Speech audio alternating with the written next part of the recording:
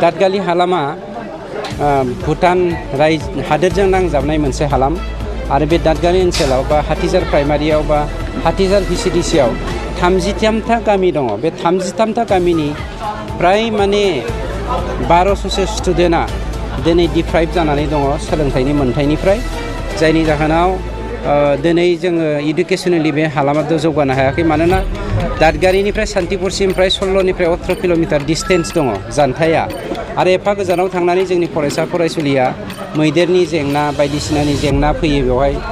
मानोना बियो मेन 11 कनफ्लिक्टआ बेवहाय बिराद जाफ्लेबाय थायो, मानोना बे ओनसोला 11 करिडर हिसाबै।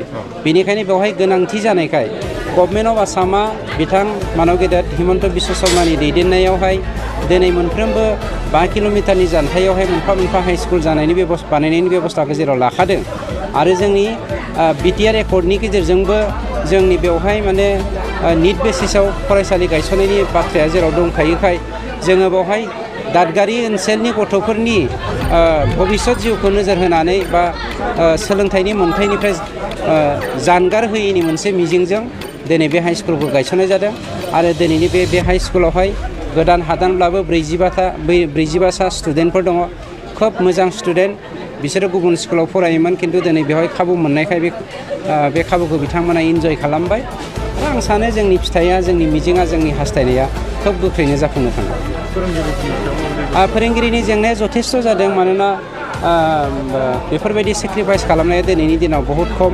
अब्लाबो दादगारि हालामनि बेनि खाथि खालानि रायजो राजाफ्रा नाजानाय, खावलायनाय, हास्थायनाय बायदियै बे हालामनिनो जोंनि फिसाफोरखौ जौगाहोनायनि थांखिजों गोबां फोरोंगिरिफ्राबो सेक्रिफाइस खालामदों। मोननाय मोनैया उनावहाय नर्म्स बायदि गोग्लैया बिथांमोननि खोन्थासै, खिन्थु जोंनि बेवहाय नर्म्सनि जेंना गैया। गासैबो मानसियानो बेवहाय मास्टार डिग्रि हल्डार गोजा, गतिके जेंना जानाय नङा जोंनि बेवहाय।